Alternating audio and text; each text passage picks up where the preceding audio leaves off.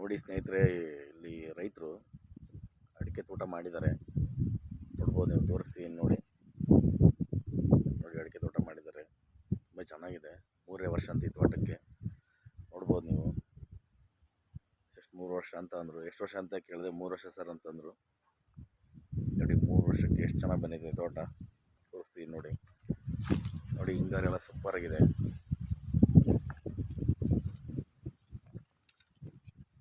ತೋರಿಸ್ತೀನಿ ನೋಡಿ ತೋಟನ. ಆಮೇಲೆ ಒಳ್ಳೆ ಬಡ್ಡೆಗಿದ್ದಾವೆ, ಒಳ್ಳೆ ಕರ್ವಾಗಿದೆ ತೋಟ. ತುಂಬ ಚೆನ್ನಾಗಿದೆ ತೋಟನ. ತೋರಿಸ್ತೀನಿ. ಒಂದು ಹಿಂಗಾರು ಒಣಗ್ತಿದೆ ನೋಡಿ. ಒಂದು ಹಿಂಗಾರು ಸೂಪರ್ ಇದೆ ನೋಡಿ. ಒಂಬಳೆ ಚೆನ್ನಾಗಿ ಬಂದಿದೆ.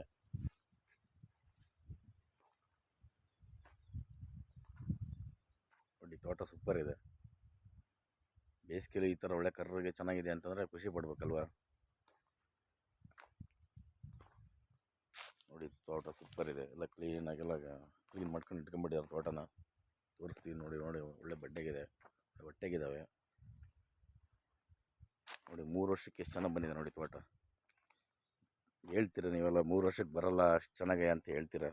ನೋಡಿ ಜಸ್ಟ್ 3 ವರ್ಷ ನೋಡಿ. 3 ವರ್ಷಕ್ಕೆ ಎಷ್ಟು ಚೆನ್ನಾಗಿ ಬಂದಿದೆ ತೋಟ. ತೋರಿಸ್ತೀನಿ ನೋಡಿ. ಸೂಪರಾಗಿ ಬಂದಿದೆ. 3 ವರ್ಷಕ್ಕೆ ಸಖತ್ತಾಗಿದೆ ತೋಟ. ಪ್ರತಿಯೊಂದರಲ್ಲೂ ಒಂಬಳೆ ಬಂದಿದೆ ನೋಡಿ. ತೋರಿಸ್ತೀನಿ ನೋಡಿ. ನೋಡಿ ಪ್ರತಿಯೊಂದರಲ್ಲೂ ಒಂಬಳೆ ಬಂದಿದೆ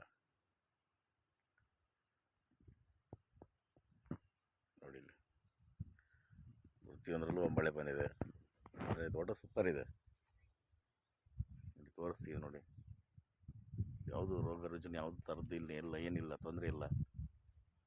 ತೋಟ ಚೆನ್ನಾಗಿದೆ ನೋಡಿ. ತೋರಿಸ್ತೀನಿ ನೋಡಿ ತೋಟನ.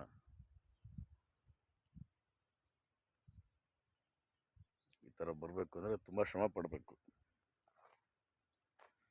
ಶ್ರಮ ಪಟ್ಟರೆ ಇಷ್ಟು ಚೆನ್ನಾಗಿ ಬರೋಕ್ಕೆ ಸಾಧ್ಯ. ತುಂಬ ಕಷ್ಟಪಟ್ಟಿರ್ತಾರೆ ಅವ್ರು, ತುಂಬ ಶ್ರಮ ಪಟ್ಟಿರ್ತಾರೆ ತೋಟಕ್ಕೆ ಈ ಥರ ಬರ್ಸೋಕ್ಕೋಸ್ಕರ.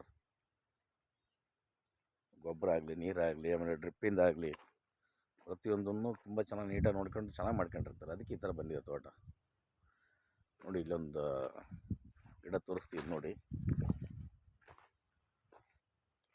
ನೋಡಿ ಇದು 1 ಕುಂಚಿಗೆ, 2, 3, ಇದು 4, ಇದೊಂದು 5 ಮೇಲಿರೋದು ಒಂದು ಒಂಬಳೆ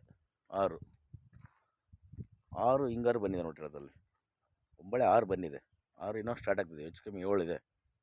ಸೂಪರ್ ಇದೆ. 3 ವರ್ಷಕ್ಕೆ ಈ ಥರ ಬಂದಿದೆ ಅಂದರೆ ಖುಷಿ ಪಡಬೇಕು. ಆಮೇಲೆ ಪ್ರತಿಯೊಂದರಲ್ಲೂ ಒಂಬಳೆ ಇದೆ. ನೋಡ್ಬೋದು, ತೋರಿಸ್ತೀನಿ ನೋಡಿ ನೀವು. ಭಾಳ ಚೆನ್ನಾಗಿ ಬಂದಿದೆ.